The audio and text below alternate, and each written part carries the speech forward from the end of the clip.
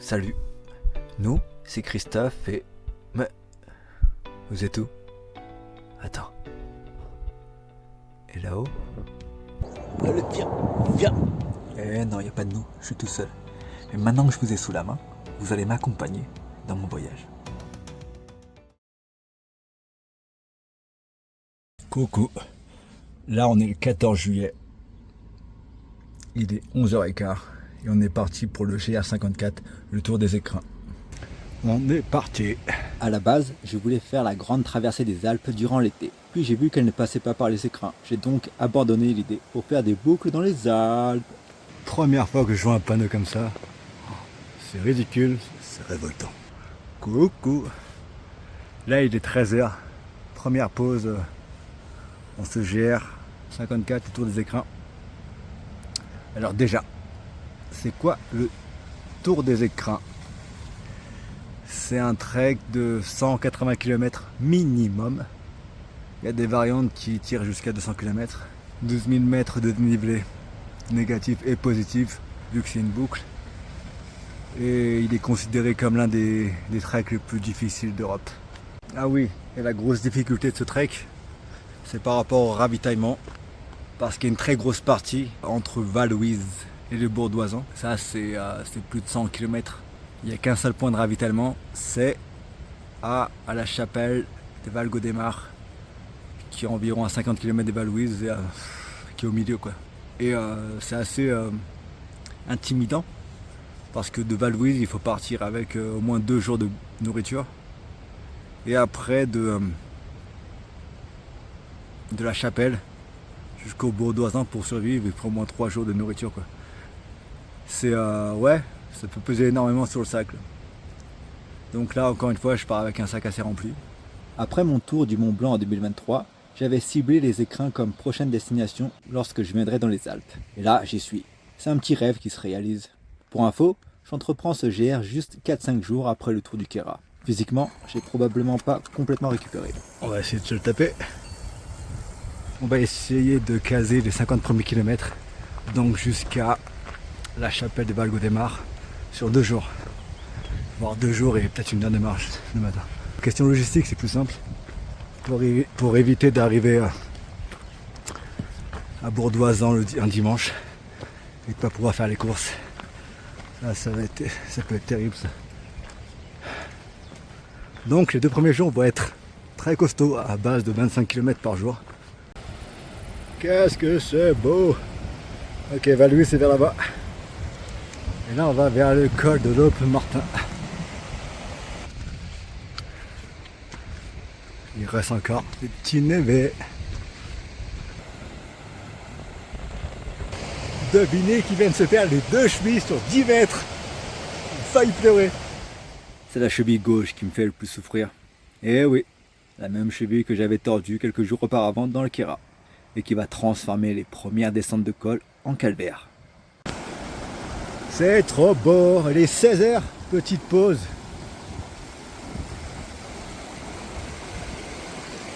Juste là. Cette vallée est juste fantastique. En tout cas, ce GR commence super bien. À part l'histoire de la cheville, des chevilles cette fois-ci. Mais sinon, c'est super beau, quoi. Je vois pas de col en vrai.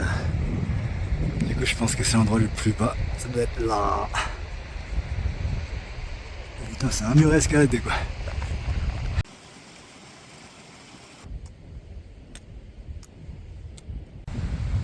Oh, c'est particulièrement beau. Donc après la cascade, il y a un petit replat là, pour bivouaquer tranquillou. L'école est pas si loin. Donc je vais me la tenter. Super impressionnant, quoi. C'est un mur à gravir encore. On voit un peu mieux le sentier là. Ça grimpe au mental.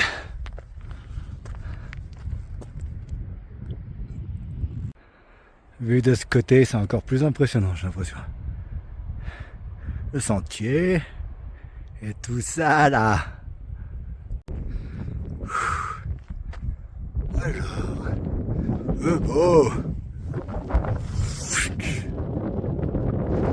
Des 1761. Pas de la cavale. Là, il est 20h15, on est au pas de la cavale. Attends, là. Peut-être que la vue va être fantastique.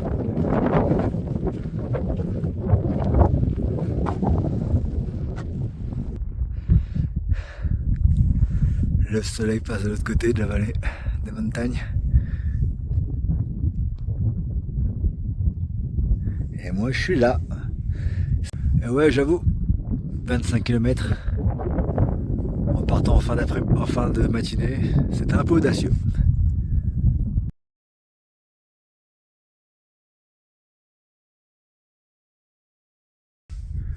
Deuxième jour, il est 8h40 et on est parti pour la descente. Il y aura beaucoup de descentes aujourd'hui. Genre 2,5 km de dénivelé négatif quoi. Non, j'ai bien dormi. Un peu courbaturé sur les jambes. Normal. Mais ma cheville un peu dure aussi. Mais ça devrait aller. Waouh. Vous les voyez tous ces lacets là?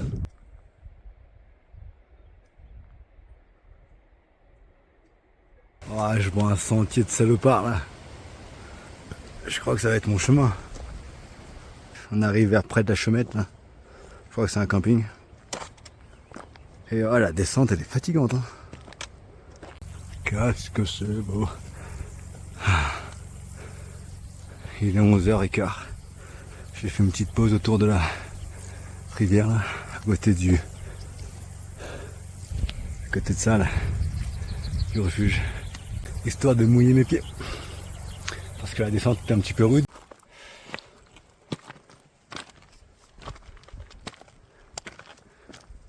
Donc là le petit jeu c'est essayer de trouver le col. Est-ce que c'est vers ici? Est-ce que c'est derrière ça là? Ou c'est peut-être même ça?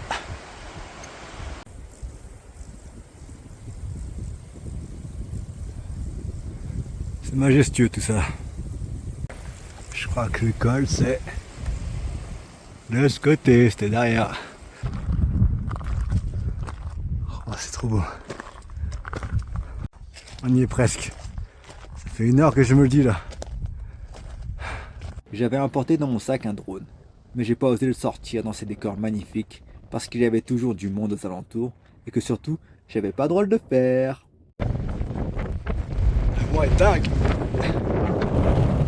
Un air parti par là. La descente est folle aussi. Et ce gros nuage, il y a une forte probabilité qu'il va y avoir un orage d'après les prévisions météo. Les seules choses que j'ai mises en place contre les orages, c'est un couvre-sac, un imperméable, ranger tout mon matériel électronique et surtout éviter d'être en hauteur lorsqu'il éclate. Le bon sens quoi. Ok. C'est ça là. Plip, plip, plip. Là on est au col de Ballon-Pierre. Et une très grosse descente jusqu'à la chapelle de Balgodemar. Là il grêle. Et j'entame à peine la descente, ça va être compliqué. 1,6 kg de descente en dénivelé. Ça va être chaud. Bon, ça s'est un peu calmé, c'est cool. Le gros nuage quand même. Ah, c'est beau. Il y a du tonnerre. Je crois que ma jambe va mieux là. Dans la descente, j'ai beaucoup moins mal. Je me suis froissé les 2 chevilles hier. Et surtout, au niveau de la cuisse gauche, le pli de la cuisse est laine. Ça me fait mal depuis... c'est récurrent ça. Et ça crée des grosses fragilités quand je marche. J'ai l'impression que ma jambe elle se dérobe sous mon poids et je ressens beaucoup plus en descente. Et du coup, j'ose pas vraiment... je descends précautionneusement quoi. En tout cas, quand je fais des compas, ça me fait mal. Et là, ça fait 5 minutes que je fais des compas, ça me fait pas mal. C'est prometteur. Et ça me rend de bonne humeur aussi. Parce que j'ai fait une petite pause snack. J'ai mangé des bonbons. C'est lent.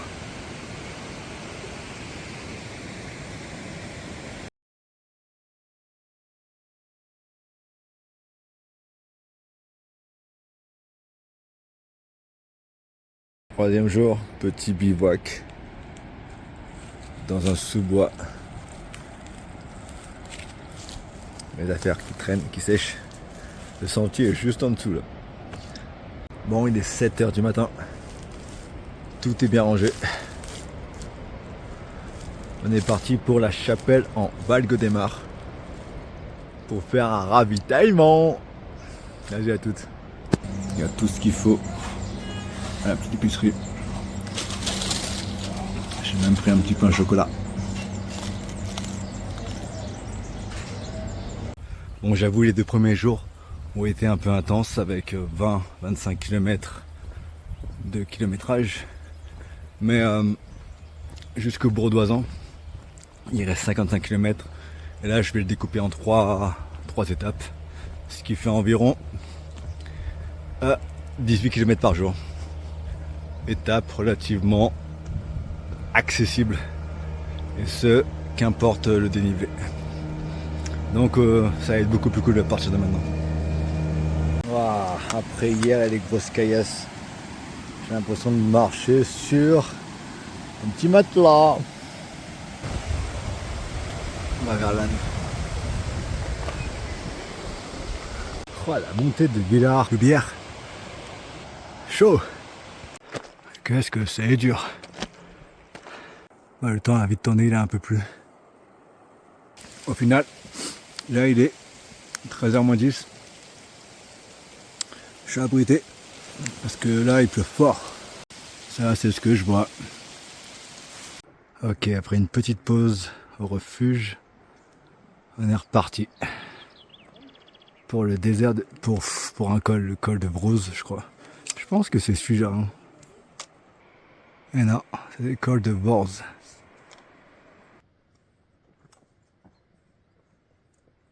Ah mais c'est totalement magique de marcher dans des décors comme ça là. Sentier ouvert sur tout ça quoi. C'est fou.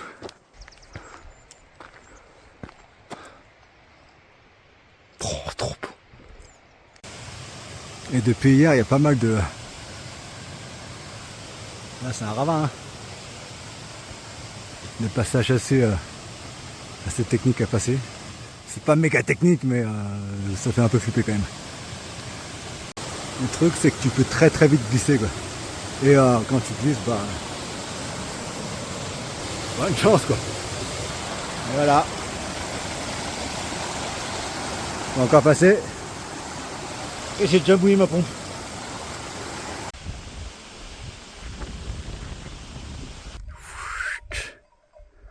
Et on continue. Il y a moyen qu'on arrive vers là-bas là. Et je vais me poser pour déjeuner, il est presque 16h. Je viens de finir de manger.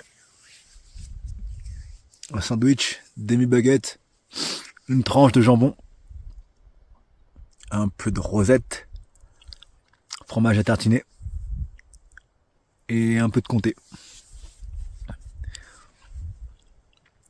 J'ai acheté ça tout à l'heure. Assez pour faire 4 sandwichs. J'en ai eu pour 15 balles. C'est vrai qu'en montagne, on accepte de se faire un petit peu saigner quand par rapport à la bouffe quoi. Mais c'est le jeu. Comme tout à l'heure au refuge, 4 € et quelques, 4,40. Le 25 centilitres de coca. Mais il faisait grave plaisir, même s'il n'était pas très frais. Bon, il y a un randonneur qui vient de me dépasser pendant que je mangeais. Ça va pas se passer comme ça, non. De par sa réputation, je pense qu'un tri se fait inéluctablement quant aux personnes que l'on croise sur ce GR. Et avec des monstres, je me suis fait dépasser constamment. J'étais le randonneur le moins stylé et surtout le plus lent de ces sentiers. La descente, putain, qu'est-ce qu'elle est, elle est raide, hein. On dirait pas comme ça, mais... Bon, là, c'est un niveau. On peut voir que la pente est quand même folle. Hein. Ah, cette descente, c'est un supplice. Un cours d'eau, alléluia. Enfin, je pense que je vais aller bivouaquer où je peux, là. Vous avez vu cette petite cabane? Peut-être là, hein. On verra bien. Et pendant ce temps, il y a un mouton perdu. Il va se faire manger par un loup, lui. Il est tout seul, il n'y a pas un troupeau dans le coin. Je suis toujours à côté du plan d'eau. La petite cascade. J'ai purifié mon eau, j'ai filtré mon eau. J'ai pris une douche. J'ai fait une petite lessive. Je me suis rasé le crâne. fait soleil, je me sens super bien. Mes pieds ont un peu moins mal, vu qu'ils sont été... mes pieds ont été dans de l'eau glacée pendant quelques minutes, ça fait trop du bien. Parce que la descente, elle est vraiment cassante. Et je suis vraiment peut-être très sensible des pieds aussi. C'est bien possible, hein. Ou peut-être mes baskets sont pas assez... leur semelle est un peu trop souple, peut-être. C'est à voir. Mais en tout cas, là, je me sens bien. Il est 19h30, il y a toujours un grand soleil là. Ça fait du bien parce que tout l'après-midi, c'était morose. Ok, on va essayer de bivouaquer quelque part à côté de cette cabane. Certainement ici, peut-être. On va voir.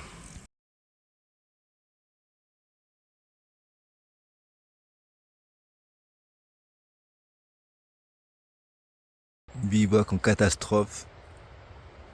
À côté du désert en Val-Jouffray. Je crois que c'est ça. Le village est là. Et on entame une ascension, j'ai l'impression. Col de Côte-Belle, 3h15. Coucou. Bon, il est 9h, j'ai à peine quitté Val-Jouffray. J'ai oublié. En tout cas, petite pause kawa. Et un petit story time. Hier, ce qui s'est passé hier, j'ai demandé à la cabane de berger là, si je pouvais m'installer en bivouac autour de la cabane. Et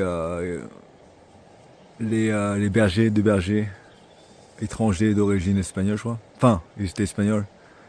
Ils m'ont dit que c'était pas à eux et que la montagne était à tout le monde. Et du coup, je leur ai dit, dégagez, c'est mon terrain maintenant. Je rigole. Non, ils m'ont dit que c'était pas vraiment plat. Mais j'ai cherché, j'ai trouvé un truc. Ils étaient d'accord que je me pose. Et j'ai tourné pendant un quart d'heure parce que je suis un parano, non, je suis un psychopathe pour trouver un terrain plat pour poser la tente. Et quand je l'ai enfin trouvé, j'ai fait mes étirements et tout, et j'ai voulu commencer à monter la tente, mais il y avait beaucoup de vent. J'ai persisté. J'ai dû mettre 10 minutes pour monter la tente. Et je me suis dit que le vent allait s'arrêter, mais au final, une fois que je suis rentré dans la tente, elle était montée et tout, hein, mais j'étais pas à l'aise. J'étais vraiment pas à l'aise avec le vent.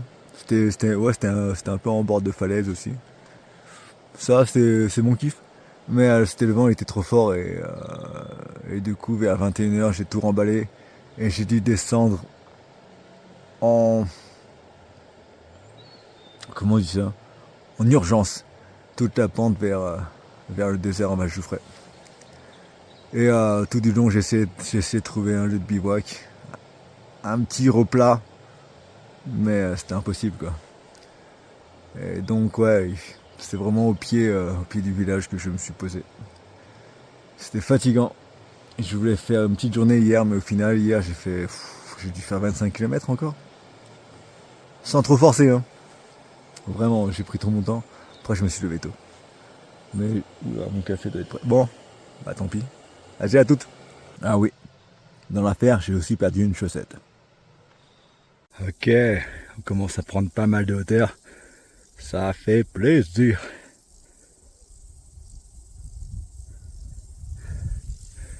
Reste ça quand même. Dis-donc. La montée jusqu'à présent, j'ai trouvé assez facile, quoi.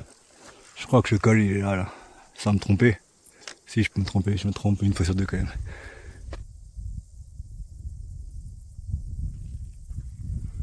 Ok, on y est arrivé.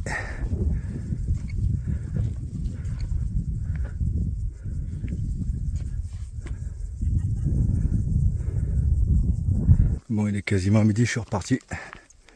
J'ai fait sécher ma tente. J'ai snacké. J'ai fait des étirements. Parce que je me prépare à une descente un petit peu. Je déteste les descentes, putain. Je fonctionne en bloc de 2 heures. Je marche pendant 1h30, 1h45. Je me repose pendant un quart d'heure, 30 minutes. Étirements et tout là. Et après je repars. Je suis tout neuf, quoi.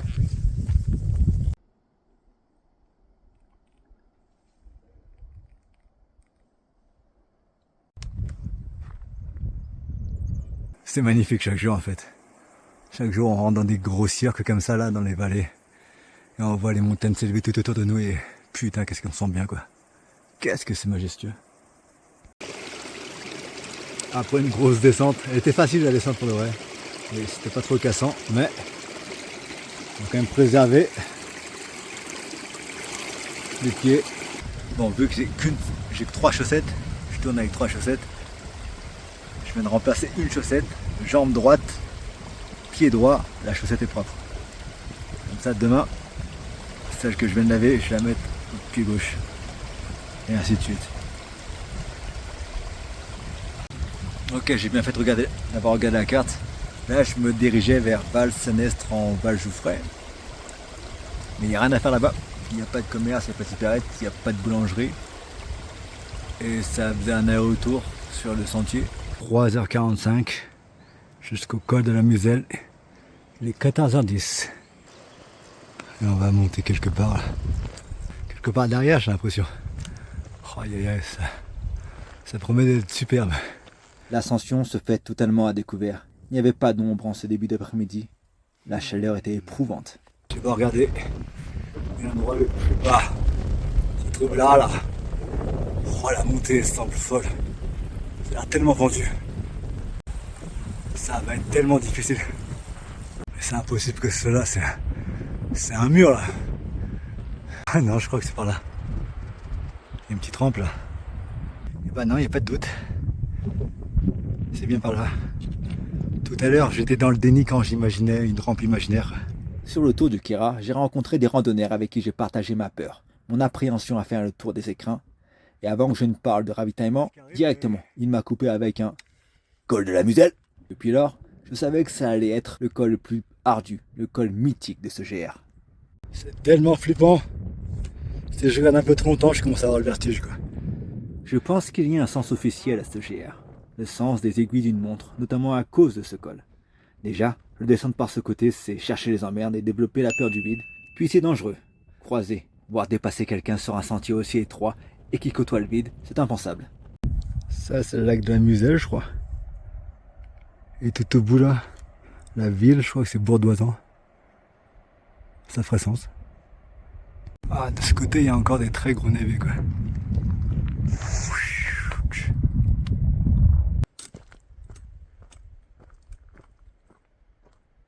Il y a un gros névé à passer. Là. Et il y a déjà une rivière souterraine en dessous, c'est-à-dire qu'il faut redoubler de prudence au risque de se casser une patte. Et c'est en pente en plus.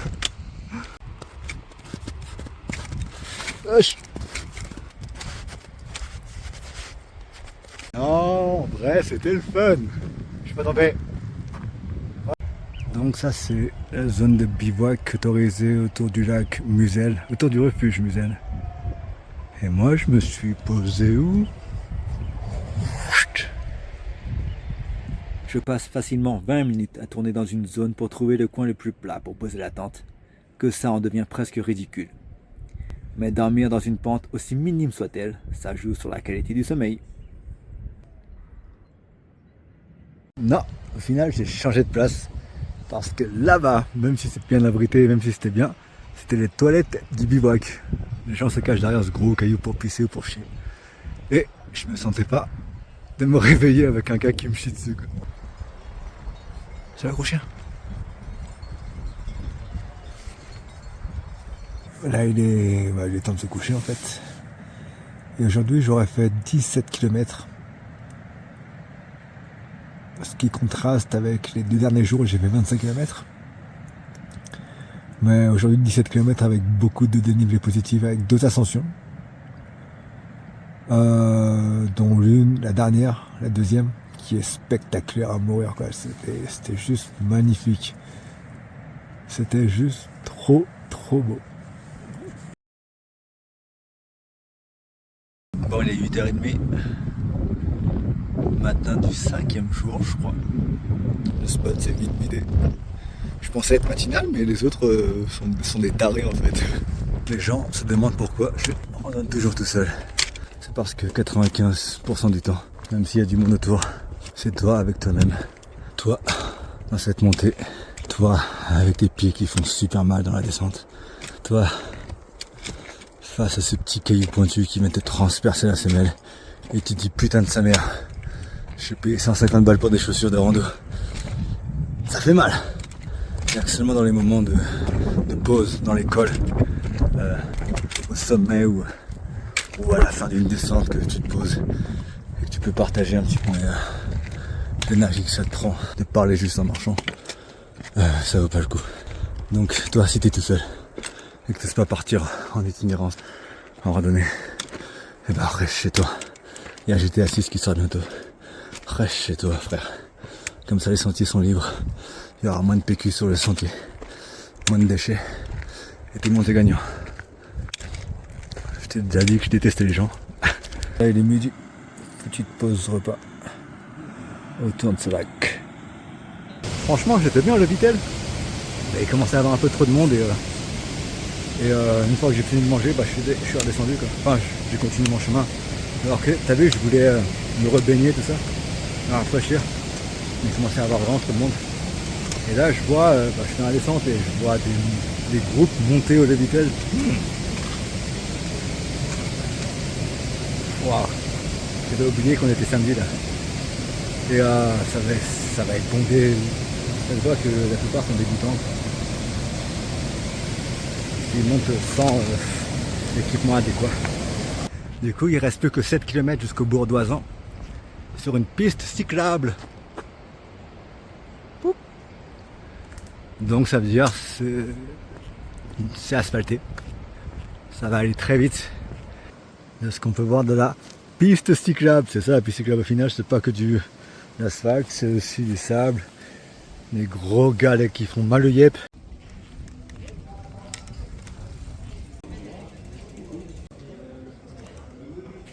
Ça se prépare pour le Tour de France. En fait, c'est demain et ça passe par le GA. Bon, je viens de faire mes courses à l'Inter. T'es atelier sandwich. Il y en a pour 1,5 kg de bouffe, je crois. Ouais, pratiquement 2 kilos même. Col de Sarenne. 14,5. C'est magnifique. Là, je suis à la sortie de la gare d'en Oisan. Et là, je trouvais une table de pique-nique. Je vais bivouaquer peut-être derrière, là. L'endroit le plus plat possible. Ouais, ça a l'air bien là. Enfin bref. Et en dessous, il y a la rivière. Histoire de se débarbouiller. Et ça tombe super bien parce que mon genou droit, il commence à avoir mal là. Je crois que j'ai beaucoup trop marché ces derniers jours. C'est dénivelé, hein, je pense. Mais ouais, je vais me foutre à l'eau. En espérant que... Est-ce que c'est gonflé? Non, c'est même pas gonflé. En espérant que c'est juste une petite contracture ou un truc comme ça, quoi. Voilà. Il est 19h40. J'arrête ma journée de marche. Ok, je viens de finir mes étirements. Ils sont de plus en plus longs. Là, ça fait 30 minutes que je m'étire. Ça fait du bien. On va se rafraîchir maintenant.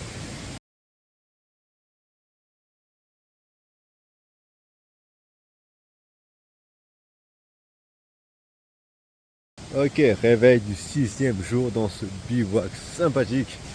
Mon genou va mieux. Et on est parti pour le col de Sarenne. Ah, le Cerne. Ah ouais, là, je les vois là. Hier, j'ai fait le compte. Il y a 9 grandes ascensions dans ce GR54. Et jusqu'à présent, j'en ai fait 5. Les plus abruptes, avec les pentes les plus fortes. Il m'en reste 4 du coup, dont celle que je suis en train de faire. La montée vers le col de Sarenne. Et ouais, j'ai pratiquement fait 2 tiers du dénivelé, positif et négatif. Donc normalement, cette deuxième partie de GR entre le bourg d'Oisan et Val-Louise sera un peu plus facile. Ah, en fait, non, je me suis planté. C'est pas le peloton du Tour de France qui a passé au bourg d'Oisan aujourd'hui, mais c'est l'étape du Tour, c'est-à-dire c'est une course pour les amateurs de cyclisme sur route qui se tient genre une semaine avant le peloton professionnel. Ce qui veut dire que les abords des routes, ça va être relativement, vont pas être super bondés comme je le craignais. Du coup c'est cool, c'est très cool. Après depuis, le bivouac de la Muselle, c'est ça, à côté du refuge de la Muselle, jusqu'au bourg d'Oisan, jusqu'à ce matin, il y a vraiment beaucoup de monde, il y a beaucoup de monde sur les sentiers. Et ça, c'est pour me déplaire, ça. Je vous ai dit que j'aimais pas trop les gens. Ah, c'est mon petit péché mignon, qu'est-ce que tu vas faire? Bon, il est 10h15, petite pause snack devant l'Alpe d'Huez. Youp. Hop. Oh, le gros chien. Je viens de recroiser des trailers que j'avais vus tout à l'heure, qui ont du coup beaucoup d'avance sur moi. Et ils m'ont dit que c'était fermé la partie, parce qu'à un moment il faut qu'on passe par la route et les gendarmes empêchent le passage. C'est à 2 km d'ici, je sais pas si je peux la tenter, parce que ça me ferait chier de redescendre. Peut-être qu'ils ont peut-être compassion pour ceux qui ont des gros sacs, je sais pas. Col de Cué, c'est l'alternative que j'ai choisie pour rejoindre le village de Besse. On est arrivé au col. C'est magnifique. Petite pause sandwich avant de reprendre la route. Du coup, j'ai confirmation par d'autres randonneurs, d'autres marcheurs, que la gendarmerie laissait pas passer personne en fait. Même si t'as un gros sac à dos que tu fais pitié, t'as l'air exténué, ils te laissent pas passer. Oh. Je vais bientôt retrouver le GR. J'espère qu'ils vont me laisser traverser la route.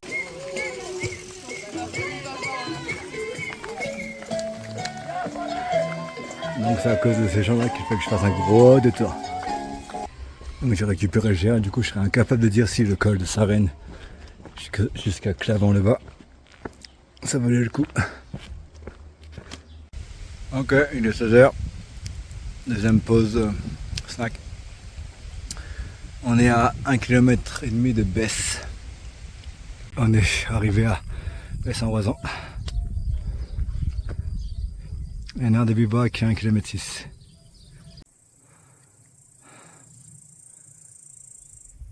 Durant cette petite pause snack, j'ai vérifié le reste du tracé. Il me reste 60 km jusqu'à Val-Louise pour compléter ce GR54. 60 km, c'est 3 jours pleins. Donc ouais, ce soir,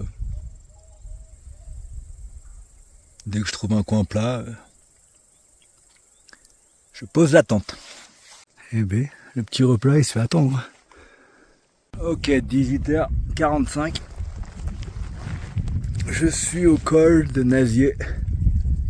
Et je pense que j'ai trouvé mon petit lieu de bivouac. C'est relativement plat.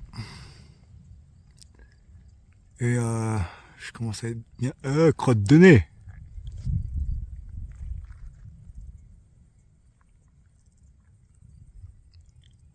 C'est mieux. Ok, j'ai posé mon bivouac au col de Nazier. À côté d'un troupeau. Il y avait 2 types qui étaient posés là.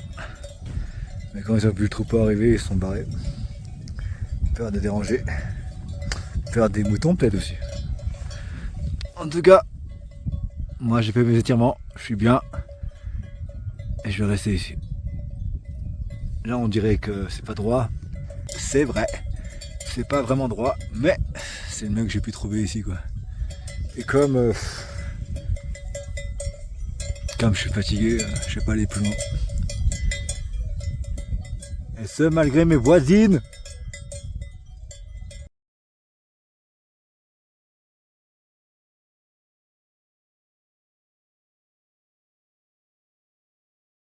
Matin du 7e jour, il est 7h45. Quel spectacle magnifique. On arrive presque au col Saint-Georges, je crois que c'est vers là-bas là où il y a la croix. Ok, Et bah, dans toute la montée, il n'y a pas vraiment de place pour bivouaquer. Et c'est seulement au sommet où vraiment tu peux trouver des... à vue d'œil, hein, des coins plats. Sauf que...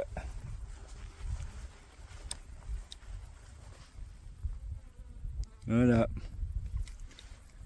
Pas le droit de bivouaquer. Enfin, je pense que là, t'as pas le droit de bivouaquer. Là, t'as droit. Regardez l'endroit comme il est magnifique.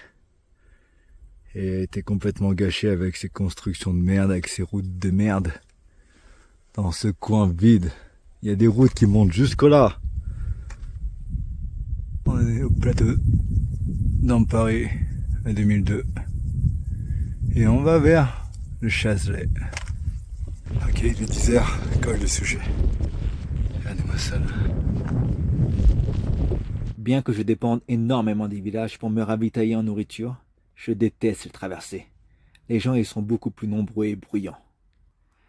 Avant d'entreprendre le GR54, c'est la partie ouest, entre Val-Louise et le Bourdoisan, qui m'intimidait, m'effrayait le plus. C'est cette partie que j'ai préférée au final, et de loin. La foule n'y existe pas. Les seules personnes que je croisais avaient eux aussi un gros sac à dos, et aussi quelques trailers. Si je devais tracer un itinéraire dans les Alpes des plus beaux coins, à l'ouest, peu de choses à jeter. À l'est, peu de choses à garder. Coucou, là il est midi 20. Le supermarché à la Grave, il ouvre, il ferme à midi, il ouvre à 15h30. Donc je vais attendre 3 heures. Si j'avais su, putain, j'aurais marché beaucoup plus lentement. Ah si, je vais me raser la gueule peut-être. Est-ce que je fais vieux daron là ou pas? Pas encore, hein, ça passe. C'est quand même beau, hein.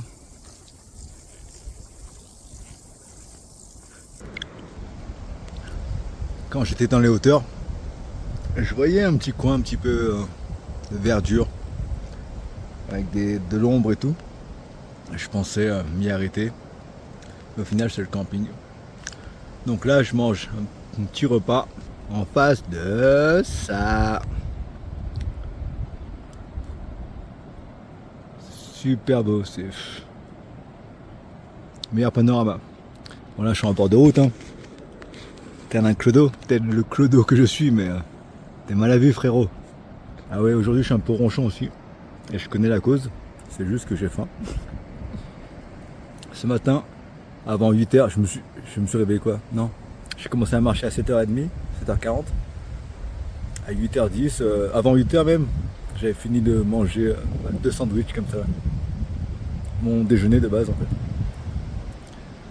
Et ouais, bah là il est 13h30 et je mange ce qui devait être mon dîner. Et je suis ronchon parce que je crois que ouais, j'ai tapé un peu trop vite ou un peu trop longtemps dans mes réserves de Graal. Je pense qu'au niveau du visage ça se voit. Oh là. Je pense qu'au niveau du visage, je sais pas si ça se voit. Mais au niveau du bidou, quel bidou? On parle de quoi? J'ai plus de bidou. Mais ouais. Donc j'ai faim quoi.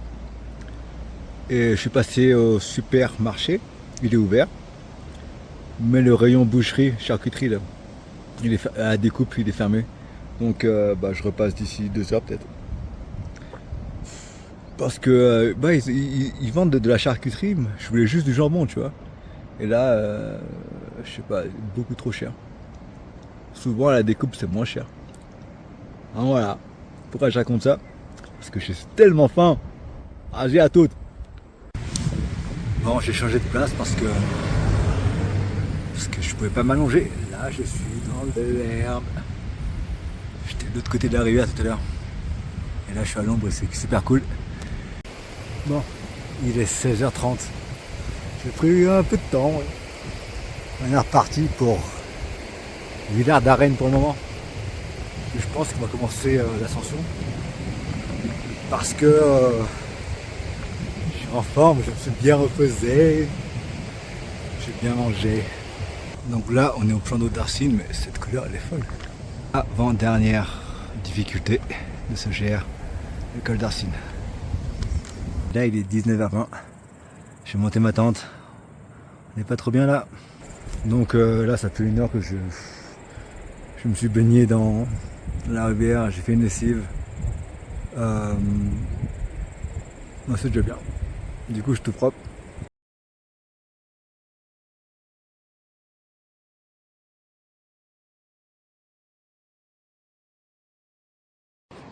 Coucou. Matin du 8e jour. Je viens de ranger mon bivouac. Donc ça se voit, j'ai le sac sur le dos là. J'étais là. Et on est reparti sur ce GR58. 4. GR54. Ça va, j'ai pas l'air trop fatigué en vrai. J'ai l'air squelettique par contre. On va au col d'Arsine. 2 heures seulement. Vous vous souvenez que je vous disais qu'à l'est du tracé, il y avait peu de choses à garder? Eh bien, l'ascension et la descente de ce col font partie de cette catégorie. C'était vraiment sublime.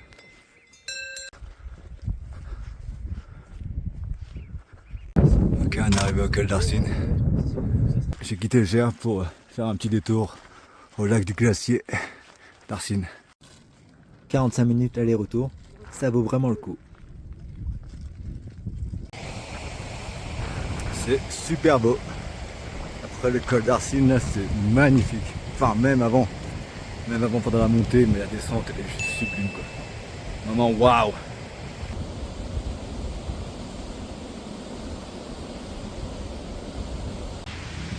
Coucou. Là, on est sur la descente du col d'Arsine, vers un petit village, je sais plus comment il s'appelle. Je suis au lieu qui s'appelle le Grand Pré. Il est 13h15 et je me repose. Ouais, on va se reposer quelques heures en vrai. Ok, j'en ai fini avec les descentes. Du coup, il me reste une ascension de col et une descente de col. Et ce sera déjà la fin. Il est 15h15. On arrive du côté de Monetier-les-Bains. La grosse montée depuis Monetier, elle est un peu nulle. Beaucoup dans la forêt. Mais là, je crois que on arrive à la fin de cette ascension. Hein. C'est beau. Il est 19h-10. Je pense que je vais m'installer là pour me protéger du vent. Ok, en fait, il y avait du monde à la petite cabane. Et comme on est en putain de montagne et qu'il y a de la place partout, faut pas déconner quoi. On va pas s'empiler les uns sur les autres. Dernier bivouac. En vrai, il est pas super droit, mais ça me convient.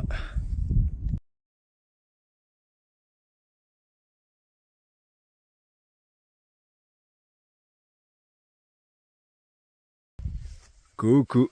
Réveil du 9e jour, 9e et dernier jour. Il a fait très froid. Là, on est à plus de 2300, je crois, quand même. Il a fait très froid. Il y a eu du vent. Et depuis ma pause d'hier vers midi, là, et ben ma jambe, ma cuisse, elle est complètement morte, quoi. Quand j'ai redémarré, et ma cuisse et mes chevilles, elles savaient plus comment fonctionner, quoi. J'ai du mal à finir ma descente jusqu'au village, là. Dans la montée, ça va, je ressens pas ces douleurs. Mais là, dans la descente finale, je sens que ça va faire mal. Il reste 12 km. Il est 7h10. Si j'arrive avant 11h30, je l'aurais fait en 8 jours, sinon en 9.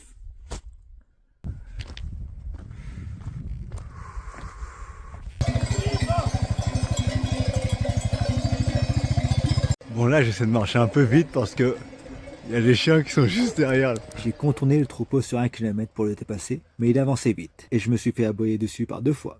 Donc j'étais content de voir des gens sublimement stupides, qui restaient au milieu du chemin, ou qui s'avançaient vers le troupeau, comme s'ils étaient immunisés aux morsures de chiens. Ça ralentissait un peu le troupeau. Bon, j'en ai fini avec les descentes. Là je suis à Saint-Antoine. Et je vais rejoindre Val-Louise dans 3 km, un truc comme ça. J'ai pas beaucoup filmé parce que faut que je me concentre sur la descente avec ma jambe un peu folle là. Et surtout parce qu'il y a absolument rien à filmer quoi.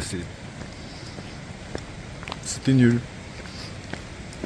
Il est 11h moins 5 et on arrive à Val-Louise.